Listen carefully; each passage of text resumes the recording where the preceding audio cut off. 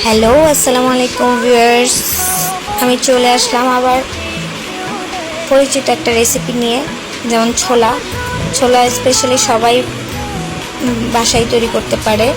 সবাই এক এক রকমেরভাবে তৈরি করে, আমি এক রকমের তৈরি করি। সো তার জন্য ভাবলাম এই রেসিপিটা নিয়ে আসি। আমি তেল দিলাম কড়াইতে, তেল দিয়ে তার মধ্যে শুকনো মরিচ দিলাম। শুকনো মরিচটা লাল হওয়ার পর পেঁয়াজ দিয়ে দিলাম, পরিমাণ মতো পেঁয়াজ দিয়ে হালকা নাড়াচাড়া করে দেন তার মধ্যে আদা রসুনের পেস্ট দিয়ে দিলাম। আদা রসুনের পেস্ট দিয়ে নাড়াচাড়া করতে হবে। একটু আঁচ হলে তার মধ্যে ধনিয়ার ফাঁকি 1 চামচ, মরিচ ফাঁকি 1 চামচ দিয়ে নাড়তে হবে যেন নিচে লেগে না যায়। দেন তার মধ্যে আমি আবার ধনিয়া ফাঁকি আর জিরা ফাঁকি একসাথে দিয়ে মিক্স করতে হবে। দেন একটু লবণ দিয়ে দিলাম, পরিমাণ মতো লবণ দিয়ে মিক্স করে তার মধ্যে আলুগুলো ছেড়ে দিতে হবে। আলুগুলো দেওয়ার পরে ভালো মতো নাড়াচাড়া করতে হবে, কারণ ভালো করে নাড়াচাড়া না করলে তো এগুলো ভালো মতো মিক্স হবে না। কিছু আলু না হলে শক্ত শক্ত রয়ে যাবে, তাই ভালো মতো এগুলো নাড়তে হবে। নাড়াচাড়া করে ভালো মতো আঁচ দিতে হবে, দিয়ে দেন তার মধ্যে পরিমাণ মতো পানি দিতে হবে। পানি না দিলে নিচে লেগে যাবে, তাই তার মধ্যে পরিমাণ মতো পানি দিয়ে আলুটাও সিদ্ধ হয়ে যাবে।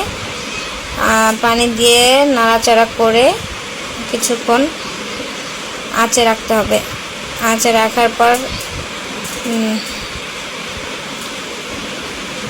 তার মধ্যে ছোলাগুলো দিয়ে দিতে হবে। সবগুলো ছোলা দিয়ে দিতে হবে। ছোলা আঁচটা এখন কমিয়ে দেন এগুলো দিয়ে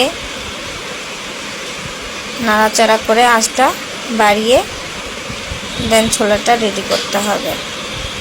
ভালো মতো আশেপাশে ভালো মতো নাড়াচাড়া করে নিতে হবে।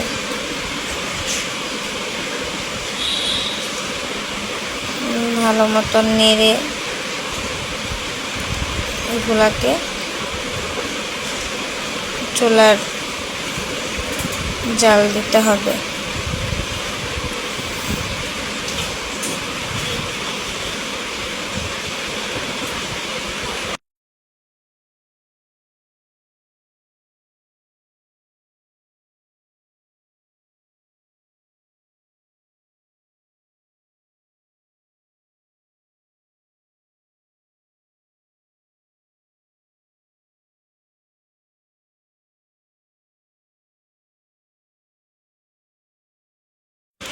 এখানে ভালো মতো মিক্স করে তার মধ্যে কাঁচামরিচ দিয়ে নাড়াচাড়া করতে হবে।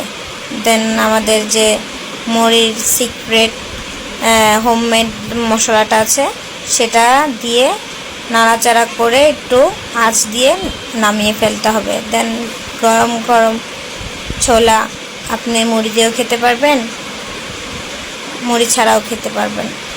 সো এখান পর্যন্তই আমার শেষ রেসিপি।